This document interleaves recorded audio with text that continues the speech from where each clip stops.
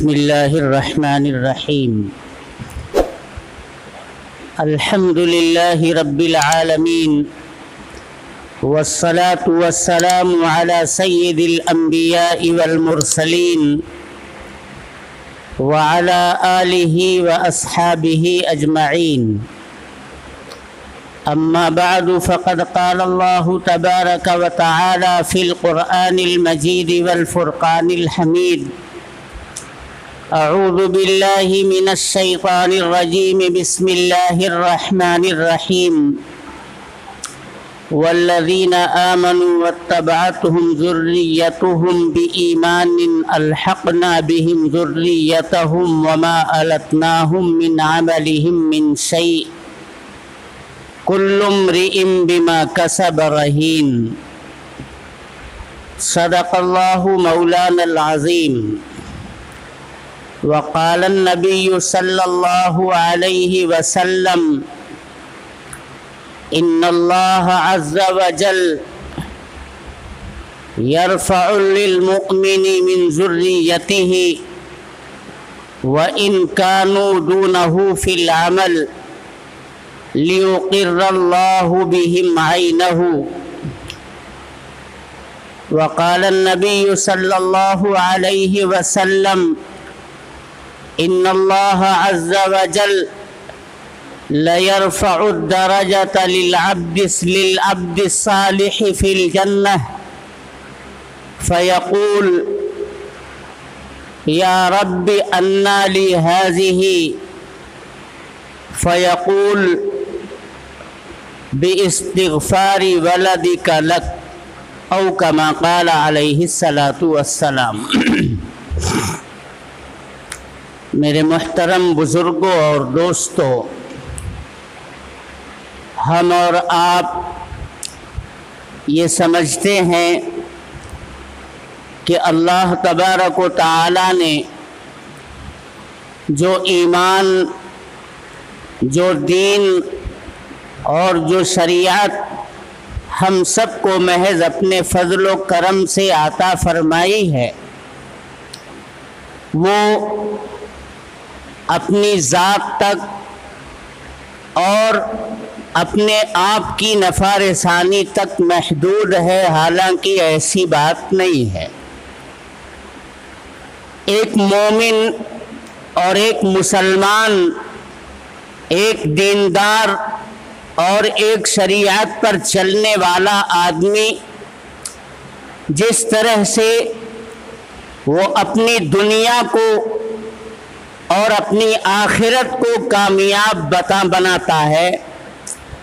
اسی طرح سے میرے محترم بزرگوں اور دوستوں، انسانیت کے بیچ میں وہ انتہائی نفع بخش انسان دنیا کے لیے بھی ثابت ہوتا ہے اور مرنے کے بعد کی زندگی میں بھی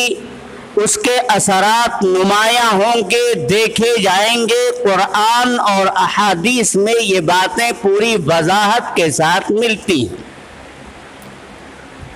سیدنا ابن عباس رضی اللہ تعالی عنہ ایک حدیث بیان کرتے ہیں کہ جناب محمد الرسول اللہ صلی اللہ علیہ وسلم نے ارشاد فرمایا ہے کہ اللہ تبارک و تعالی ایک مومن بندے کی اولاد کو جنت میں اس کے درجے تک پہنچا دیں گے تاکہ اس کے آنکھوں کو ٹھنڈک مل سکے، حالانکہ اس کی اولاد اس درجے کی مستحق اپنے عمل اور اپنے کردار کی بنیاد پر نہیں تھی۔ اللہ تبارک و تعالی اس مومن بندے کی لاج رکھیں گے اور اس کی سفارش کو قبول کریں گے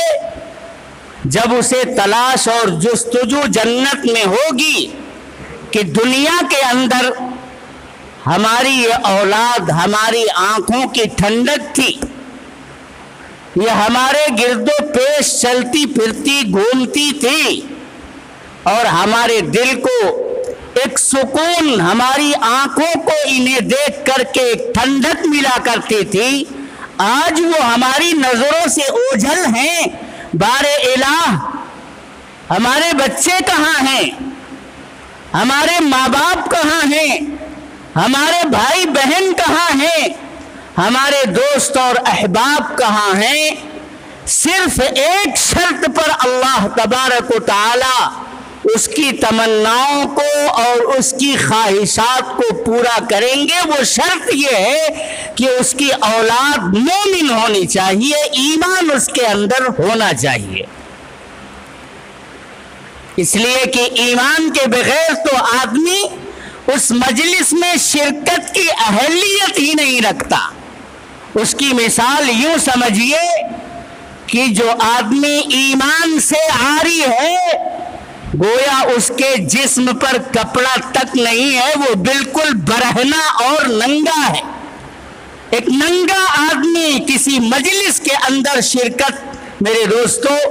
نہ خود پسند کرتا ہے، نہ اہل مجلس یہ بات پسند کرتے ہیں کہ برہنہ ہو کر کے کوئی آدمی آئے۔ ہاں، آدمی کپڑا پہنے ہو، اس کے اوپر داغ دھبے لگے ہوں، اس کے اندر کچرا لگ گیا ہو، مٹی لگ گئی ہو، کوئی اور گندگی لگ گئی ہو، برہنہ نہ ہو، تو گندگی کی بنیاد پر اتنا بڑا مسئلہ پیدا نہیں ہوتا جتنا برہنہ ہونے اور ننگا ہونے پر پیدا ہوتا ہے۔ اللہ تبارک و تعالی نے جناب محمد الرسول اللہ صلی اللہ علیہ وسلم کی زبان مبارک سے یہ کہلوا دیا ہے کہ ہم مومن بندے کی تمنا کو، اس کی آرزو کو پورا کریں گے اگر وہ جنت میں پہنچ کر اپنے جگر گوشوں کو تلاش کرے گا اور وہ مومن ہوں گے۔ تو یہ تو بہت عبادت گزار تھا، بڑا کامل ایمان اپنے اندر رکھتا تھا، اور باطل طاغوتی طوفانوں کے سامنے بھی یہ ٹکرا جایا کرتا تھا، کبھی اپنے ایمان سے سودا نہیں کرتا تھا۔ مذہب اسلام اس کا اوڑھنا بچھونا تھا، یہ روز و شب اپنے پروردگار کی اطاعت گزاری میں صرف کیا کرتا تھا، لیکن اس کی اولاد میں وہ جذبات نہیں تھے، اس کے احباب میں وہ جذبات نہیں تھے، اس کے دوسرے اقارب کے اندر وہ جذبات نہیں تھے، لیکن یہ تمنا کر رہا ہے تو اس کی نگاہوں کو ٹھنڈا کرنا اور اسے راحت پہنچانا اللہ تبارک و تعالی نے اپنے ذمے لے لیا ہے۔ اس کی آنکھوں کو فرحت اور سکون پہنچانے کے لیے اللہ تبارک و تعالی اس کے درجے تک اس کی اولاد کو، اس کے متعلقین اور رشتہ داروں کو پہنچا دے گا تاکہ اس کو سکون مل سکے، اس کی نگاہوں کو ٹھنڈک حاصل ہو سکے۔ میرے محترم بزرگوں اور دوستوں، اس روایت کے ذریعے سے اتنی امید بندھتی ہے، لیکن امید باندھ کر کے ہم اور آپ اپنے ماں باپ کے عمل کو دیکھ کر کے مطمئن بیٹھ جائے؟ کیا ہمارا یہی عمل ہونا چاہیے؟ نہیں میرے محترم بزرگوں اور دوست، بلکہ ہمارے دلوں کے اندر یہ جذبات اس وقت پیدا ہونے چاہیے کہ ہم اپنے ایمان کو خوب مضبوط کریں، عملی اعتبار سے ہم بھی مذہب اسلام کو برتتے ہوئے نظر آئیں، نماز کی پابندی کریں، روزے کی پابندی کریں، زکوٰۃ کا اہتمام کریں، صدقات اور خیرات سے اللہ کے بندوں کا، بیواؤں کا، یتیموں کا تکفل کریں، استطاعت پر حج کریں، تمام خیر کے کاموں میں اپنے آپ کو آگے بڑھا کر کے رکھیں اور تمام برے کاموں سے اپنے آپ کو بچانے کی کوشش کریں۔ کس لیے؟ تاکہ ہم خود سرخرو ہو کر کے اپنے پروردگار کے دربار میں پہنچے اور ہمارا پروردگار اپنی رضا کا پروانہ ہمارے ہاتھوں میں تھمائے اور اگر ہمارے اولاد میں، ہمارے ماں باپ میں، ہمارے اعزاء اور اقارب میں ایمان تو تھا، لیکن عملی کوتاہی کی وجہ سے وہ جنت کے اس درجے کے مستحق نہیں تھے جس درجے پر اللہ تبارک و تعالی نے ہم کو فائز رکھا تھا۔ ہمارا درجہ تو جنت میں بہت بلند ہے، ہم جنت الفردوس کے مستحق بن رہے ہیں، ہم اعلیٰ علیین کے مستحق بن رہے ہیں جو جنت کا سب سے اوپر کا درجہ ہے۔ ہمارے بچے تو یہاں تک اپنے عمل کی وجہ سے نہیں پہنچ سکتے۔ اگر ان کے اندر عملی کوتاہی تھی تو ہماری سفارش ہمارا پروردگار قبول کرے گا۔ اس اعتبار سے ہم اپنے ایمان کو اور اپنے عمل کو میرے محترم بزرگوں اور دوستوں مضبوط سے مضبوط تر کریں۔ یہ نہیں کہ ہم تو ہمارا باپ بہت ہی متقی تھا، بڑا ہی پرہیزگار تھا، بڑا عابد و زاہد تھا، اس کے تقوی کا، اس کی پارسائی کا سماج کے اندر چرچا تھا، اس کے آگے پیچھے ہٹو بچو کرنے والے لوگ رہا کرتے تھے۔ جب وہ جنت الفردوس کا مستحق ہے تو اس کی سفارش سے ہم بھی جنت الفردوس۔ یہ جذبہ میرے محترم بزرگوں اور دوستوں مضر ہے، مفید نہیں ہے۔ ہمارا باپ اگر متقی تھا تو ہم بھی تقوی کی ان سیڑھیوں کو پانے کی کوشش اور محنت کریں۔ اس حدیث سے میرے دوستوں ہمیں یہ مفہوم حاصل کرنا چاہیے تاکہ ہمارے نیچے جو لوگ ہیں، ہمارے جو بچے ہیں، ہمارے جو بھائی بہن اعزاء اور اقارب ہیں، ان کے اندر اگر کوئی عملی کوتاہی ہو، اللہ تبارک و تعالی اسے درگزر کریں اور ہماری سفارش کی بنیاد پر ہمارے درجے تک ہمارے اعزاء اور اقارب کو بھی پہنچا دیں۔ سیدنا ابن عباس رضی اللہ تعالی عنہ کی اس حدیث سے میرے محترم بزرگوں اور دوستوں جہاں یہ بات ملتی ہے کہ مومنین کی ایک دوسرے کے حق میں درجات کی بلندی کے اعتبار سے بشرطے کہ وہ سب مومن ہوں سفارشات قبول کی جائیں گی، یہی سے یہ بات بھی معلوم ہوتی ہے کہ اللہ کی نظر میں اور اللہ کے رسول کی نظر میں ایمان کی بہت بڑی شان ہے، اس کی بڑی قدر و قیمت ہے۔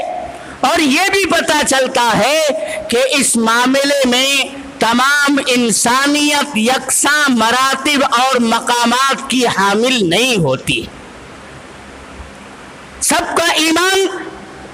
یکساں ہے۔ بالکل میرے محترم بزرگوں اور دوستوں یہاں سے یہ بات واضح ہوتی ہے، نہیں، فرق مراتب ہیں۔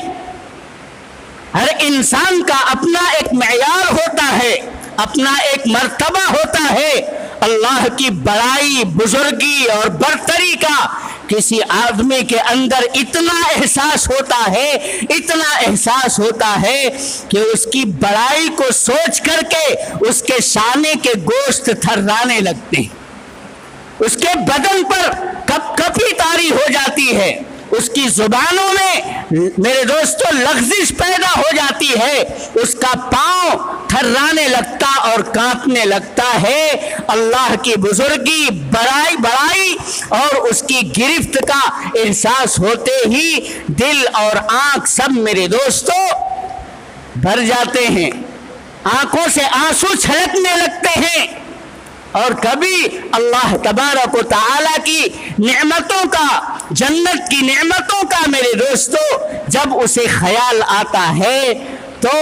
اس کا سراپا مسکرا اٹھتا ہے، خوشی سے کھل جاتا ہے، حالانکہ یہ سب غیب کی باتیں ہیں۔ اللہ تبارک و تعالیٰ کو میرے دوستو ہم نے مانا ہے، ہم اس کی برتری اور بڑائی کے اوپر بن دیکھے یقین رکھتے ہیں۔ ہم نے جہنم کو نہیں دیکھا لیکن جہنم کا یقین رکھتے ہیں، اور مجرمین کو ان کے اندر ڈالا جائے گا، ہمیں اس کا احساس ہے۔ جب جہنم کی تپش اور میرے دوستو اس کے ہولناک عذاب یاد آتے ہیں تو ہم تھرا جاتے ہیں، اور جب جنت اور اس کی بہاریں، اس کی نعمتیں، اس کی راحتیں ہمارے دل اور دماغ کے اندر آتی ہیں تو خوشی سے ہم کھل جایا کرتے ہیں۔ یہ سب بن دیکھے ایمان لانے والے لوگ ہیں میرے دوستو۔ کس نے جنت دیکھی، کس نے جہنم دیکھی، کس نے اللہ تبارک و تعالی کو دیکھا؟ لیکن نہیں، ایمان تو بالغیب ہی معتبر ہے۔ آپ نے اللہ کو نہیں دیکھا، آپ پھر بھی ذات واجب الوجود کے میرے دوستو برتر ہونے کا احساس اپنے اندر پیدا کیجئے۔ آپ نے ملائکہ کو نہیں دیکھا، آپ ان پر یقین رکھیے۔ آپ نے جنت نہیں دیکھی، آپ نے جہنم نہیں دیکھی، آپ ان دونوں باتوں پر یقین رکھیے، باس بعد الموت کا یقین رکھیے۔ تو ایمان میرے محترم بزرگوں اور دوستوں جس دل کے اندر ہوتا ہے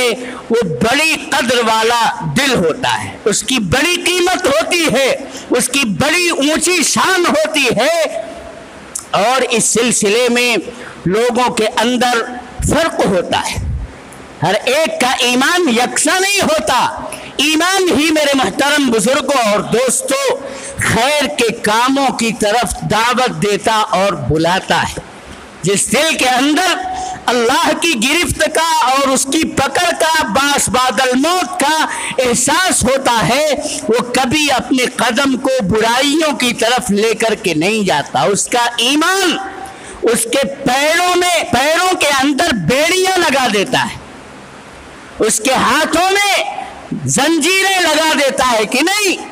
اس کی آنکھوں کے اندر میرے دوستو پردہ بن کر کے وہی ایمان آ کر کے حائل بن جاتا ہے کہ نہیں، تمہیں بدنگاہی کرنے کی اجازت نہیں ہے،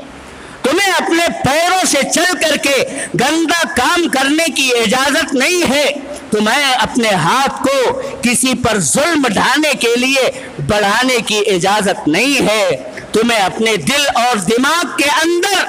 انسانیت کی انارکی اور انسانیت پر ظلم و ستم ڈھانے کے پلاننگ کرنے کی، منصوبہ بندی کرنے کی بالکل اجازت نہیں ہے۔ میرے دوستو ایک نہ دیکھی جانے والی بیڑی ہے جس کے اندر بندہ ایک طرح سے پابند سلاسل بنا رہتا ہے اور وہ گناہوں سے رکا رہتا ہے، کیونکہ وہ جانتا ہے کیا کہ یہ شیطانی راستے ہیں، نفسانی خواہشات جس طرف ہمیں کھینچ کر کے لے جا رہی ہے یہ تو سیدھا جہنم میں دھکیلنے والے راستے، اور ایمان جس راستے کی دعوت دیتا ہے وہ جنت ہے، اور جنت کے اندر آدمی کی رسائی میرے دوستو کب ہوتی ہے؟ جب وہ اپنے ظاہر کو، اپنے باطن کو پلیدی سے، گندگی سے دور کر کے رکھتا ہے۔ کیوں جانتے ہیں؟ جنت کیا ہے؟ ایک خوشبودار گلشن ہے اور ایک سدا بہار فردوسی نعمتوں کا مسکن ہے۔ وہاں پر جانے کے لیے ہم گندگی لے کر کے جائیں اس کی اجازت بالکل نہیں۔ ایک چھوٹے سے فنکشن کے اندر، نکاح کی تقریب کے اندر، شادی بیاہ کی میرے دوستوں بھیڑ بھاڑ کے اندر ہم کیا اپنے لت پت اور انہی کپڑوں کے اندر چلے جاتے ہیں جن کو پہن کر کے ہم گیراج کا کام کر رہے تھے، جن کو پہن کر کے ہم مشینری صاف کر رہے تھے، جن کو پہن کر کے ہم لوم چلا رہے تھے؟ نہیں، ایک معمولی سا بندہ بھی وہ اپنے کام سے فارغ ہو کر کے جاتا ہے، موقع ہے تو نہاتا دھوتا ہے اور استری کیا ہوا کپڑا زیب تن کرتا ہے، خوشبو لگا کر کے پھر وہ اس بھیڑ بھاڑ کے اندر شرکت کرتا ہے۔ کیوں؟ اس لیے کہ یہ ایسی تقریب ہے جس کے اندر گندا بن کر کے جانے سے ہر شخص انگلی اٹھائے گا کہ نہایت بدنما آدمی ہے، اس کو تو کچھ احساس ہی نہیں ہے۔ تو جنت تو میرے دوستو یہ خوشبودار گلشن ہے، اور فردوسی نعمتوں کا میرے دوستو یہ مسکن ہے۔ یہاں پہنچنے کے لیے ہمیں اپنے ظاہر کو بھی گندگیوں سے صاف رکھنا پڑے گا اور اپنے باطن کو بھی گندگیوں سے صاف کرنا پڑے گا اور اچھا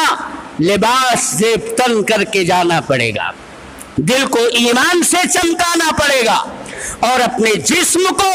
اپنے سراپا کو ایمانی جو اعمال ہیں، روزہ، نماز، حج، زکوٰۃ، اسلامی اخلاق، حسن معاشرت، دیانت، امانت، ان تمام چیزوں سے اپنے آپ کو آراستہ کر کے تب میرے محترم بزرگوں اور دوستوں جنت کے اندر داخلہ نصیب ہوگا۔ لیکن اس کے بعد بھی اللہ تبارک و تعالی یہ کہتے ہیں کہ ایک مومن بندے کی اولاد کو جنت کے اندر اس کے درجے اور مرتبے تک ہم اس کی خواہش پر اس کی اولاد کو، اس کے اعزا اور اقارب کو بھی پہنچا دیں گے۔ کیوں؟ اس لیے کہ اس کی آرزو ہوگی، اس کی تمنا ہوگی، وہ یہ کہے گا کہ وہ میرے بچے تھے، وہ میرے جگر کے ٹکڑے تھے، وہ میرے گرد و پیش دنیا کے اندر چلتے پھرتے تھے، میری آنکھوں کو ٹھنڈک، میرے دل کو فرحت محسوس ہوتی تھی، آج وہ نظر نہیں آ رہے ہیں۔ فرشتے بتائیں گے کہ ان کا ایمان اور ان کا عمل اتنا مضبوط نہیں تھا کہ وہ آپ کے درجے کو پا سکے۔ وہ کہے گا اے اللہ میری سفارش ہے، میری تمنا ہے، میری آرزو ہے کہ میرے جگر گوشوں کو مجھ تک پہنچا دے۔ اللہ تبارک و تعالی میرے دوستو اگرچہ کچھ ظاہری طور پر ان کے اندر گندگیاں ہوں گی لیکن ایمان ان کے اندر ہوگا، کیونکہ بغیر ایمان کے کوئی بندہ جنت کے اندر نہیں جا سکتا۔ پسرے نوح با بداں بے نشست خاندان نبوتش گم شد۔ حضرت نوح کا بیٹا کنعان ایمان کے اندر داخل نہیں ہوا، حضرت لوط کی بیوی ایمان کے اندر داخل نہیں ہوئی، ان کے بارے میں سفارش کرنے سے بھی منع کیا گیا۔ ہاں آپ کفار کے بارے میں، مشرکین کے بارے میں جو ہیں ان کی ہدایت کے تعلق سے آپ دعا کریں، اللہ تبارک و تعالی ان بندوں کو بھی ہدایت عطا فرمائے، ایمان کی دولت سے مالا مال فرمائے، یہ دعا کرنے کی اجازت ہے۔ لیکن مر جانے کے بعد میرے دوستو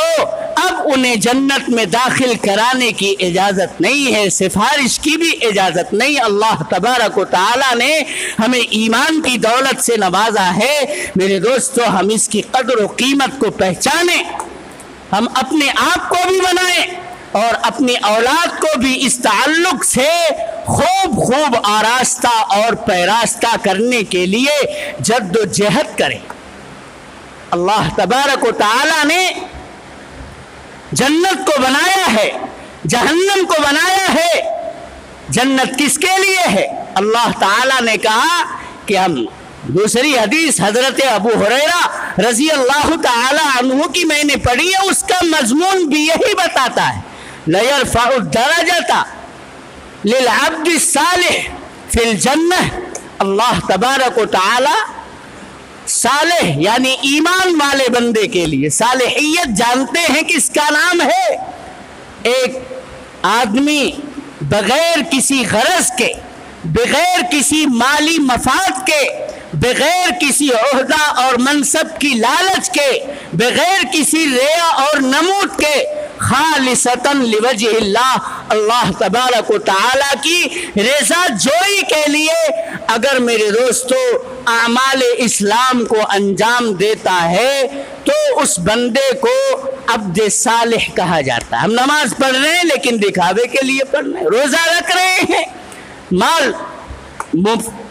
غریبوں کے اندر تقسیم کر رہے ہیں، یتیموں اور بیواؤں میں لٹا رہے ہیں، لیکن ہم نمائش اور ریاکاری بھی اپنے دل کے اندر رکھتے ہیں۔ تو میرے دوستو دنیا کے اندر اگر آپ نے شاباشی وصول کر لی اور خوب پمفلیٹ چھپوا دیا اور خوب اس کی شہرت اور چرچا کرا دی تو دنیا کے اندر کہے جا چکے، اب آخرت کے اندر اس کا کوئی میرے دوستو صلہ ملنے والا نہیں ہے۔ ہاں بعض تحریکیں ہیں، بعض تنظیمیں ہیں جو اپنے کاموں کو پمفلیٹ پر، اخبارات میں، میڈیا میں لاتی ہیں، وہ ان کی ضرورت ہوتی ہے، ہم اور آپ اس کے اوپر انگشت نمائی نہیں کر سکتے۔ انہیں بتانا پڑتا ہے کہ عوام سے جو آپ نے لیا ہے، چندہ کیا ہے، آپ نے کہاں خرچ کیا، بتانا پڑتا ہے۔ میڈیا کے ذریعے اس کو بتا دیا جاتا ہے۔ کچھ قانونی پیچیدگیاں بھی ہوتی ہیں جن کی بنیاد پر اسے محفوظ رکھنا پڑتا ہے، ہم اس کے اوپر نہیں جا رہے، لیکن ہمارے انفرادی اعمال بھی آج کل نمائش سے خالی نہیں ہوتے ہیں، ہم اس کی بھی نمائش کرتے ہیں، جبکہ ہمیں کوئی ضرورت نہیں تھی، نہ ہم کو دنیا کے سامنے جواب دہ ہونا تھا، نہ قانونی پیچیدگی سے بچنے کے لیے یہ کام کرنا تھا۔ اس کے باوجود بھی ہم نے خوب اس کا چرچا کروایا، خوب تشہیر کروائی اور خوب لوگوں میں ہنگامہ برپا کیا، تو دنیا والوں نے تمہیں شاباش شاباش کہہ دیا، بس اب آخرت کے اندر اس کا کوئی بدلہ اور اس کا کوئی صلہ ملنے والا نہیں ہے۔ تو عبد صالح کے درجے کو اللہ تبارک و تعالی، حضرت ابو ہریرہ فرماتے ہیں، نبی کریم صلی اللہ علیہ وسلم سے روایت کرتے ہوئے کہ اللہ تعالیٰ اس کے درجے کو بلند کرتا ہے جنت کے اندر۔ وہ پوچھتا ہے، یا رب انا لی ہذہ، میں نے تو اتنا مضبوط عمل نہیں کیا تھا، میں نے تو اتنا کام نہیں کیا تھا، آپ نے ایک درجہ دیا تھا، اس کا میں مستحق تھا، لیکن اب درجہ بدرجہ میں آگے بڑھ رہا ہوں، انا لی ہذہ، یہ سارے درجات، یہ ساری سرخروئیاں، یہ بلندیاں مجھے کیوں کر میسر ہو رہی ہیں؟ اس کے دل میں سوال پیدا ہوگا، پروردگار سے پوچھے گا، تو وہ بندے سے اللہ تعالیٰ کہے گا، بے استغفاری ولدک لک، تم نہیں جانتے جس طرح سے باپ کی نیکی سے بیٹوں کو، بیٹیوں کو نفع پہنچائے گا اللہ تبارک و تعالی، اسی طرح سے اولاد کی نیکیوں سے، اولاد کے کار خیر سے والدین کے درجات کو بھی اللہ تبارک و تعالی بلند فرماتا ہے۔ اس روایت کے اندر یہ بات بیان کی گئی کہ اولاد کی دعائیں، اولاد کا استغفار، اولاد کی نیکیاں، یہ ماں باپ کو، آبا و اجداد کو پہنچتی ہیں، اور وہ جنت کے اندر مراتب پر مراتب طے کرتے ہوئے چلے جاتے ہیں۔ اللہ تعالیٰ فرمائیں گے، تمہارا بچہ مسلسل تمہارے لیے استغفار کر رہا تھا، جو گناہوں کا بوجھ تھا تمہارے اوپر، جس کی وجہ سے تم اوپر نہیں چڑھ پا رہے تھے، دب جا رہے تھے، وہ گناہوں کا بوجھ تمہارے گردن سے اتر چکا، اب تم اڑان بھر رہے ہو، تم آگے بڑھ رہے ہو، تم درجات کو پا رہے ہو۔ حدیث پاک کے اندر آتا ہے نا، اذا مات الانسان انقطع عنہ عملہ الا من ثلاثۃ، جب کوئی بندہ مرتا ہے تو ظاہر سی بات ہے دفن ہو گیا، قبر میں پہنچ گیا، اللہ تبارک و تعالی ہر مومن کی مغفرت فرمائے۔ آج ہی ہمارے محلے کے جمع سیٹ کے بھائی محمد انور صاحب مرحوم ہو گئے، ابھی عصر کے بعد انشاءاللہ ان کی نماز جنازہ ہوگی، نہ جانے کتنے مومن بندے جا رہے ہیں اس دنیا سے، ہم سب میرے دوستوں ان کے حق میں دعا گو ہیں، اللہ تبارک و تعالی ان کی بال بال مغفرت فرمائے اور ان کے درجات کو بلند فرمائے، اور ہماری نیکیاں بھی ان کے کام آئیں، ان کے کار خیر بھی ہمارے کام آئیں، اس طرح سے سب کے درجات کو اللہ تبارک و تعالی بلند کرتا رہے۔ تو جب کوئی بندہ مرتا ہے، ظاہر سی بات ہے اب نہ نماز پڑھ سکتا، نہ روزہ رکھ سکتا، نہ صدقہ خیرات کر سکتا، نہ حج کر سکتا، نہ کسی بیوہ اور یتیم کا وہ میرے دوستوں کوئی کام کر سکتا، تو پھر کہاں سے اس کو ملتا ہے؟ الا من ثلاثۃ، حضور نے فرمایا کہ تین چیزیں ایسی ہیں جو اس کے کام آتی رہتی، من علم ينتفع به، کوئی علمی کام ایسا چھوڑ کر کے گیا ہے جس سے لوگ آج بھی فائدہ اٹھا رہے ہیں، تو اس کی نیکی اس کو ملتی رہتی. من صدقۃ جاریۃ، ایسا مال لگا کر کے کہیں پر چلا گیا ہے، ایک نل گاڑ دیا ہے اپنے پیسے سے، جس سے اس کے مرنے کے بعد بھی لوگ اپنی پیاس بجھا رہے ہیں، اس کا بھی نفع اسے پہنچتا ہے. او ولد صالح یدعو لہ، ایسی اولاد کو چھوڑ گیا ہے جو اس کے حق میں ایصال ثواب کرتے رہتے ہیں، اس کی طرف سے صدقہ اور خیرات کرتے رہتے ہیں، اس کا نفع قبر کے اندر بھی اس کو پہنچتا رہتا ہے. تو میرے دوستو، ہم خود نیک بنیں اور اپنی اولاد کو بھی نیک عمل کی ترغیب دیں. اللہ تبارک و تعالی ہم سب کو ایمان کے ساتھ مذہب اسلام پر پوری دل جمعی کے ساتھ عمل کرنے کی توفیق عطا فرمائے، اور اپنی اولاد کو نیک اور صالح بنانے کے لیے اپنا اپنا کردار نبھانے کی توفیق عطا فرمائے. وآخر دعوانا ان الحمد للہ.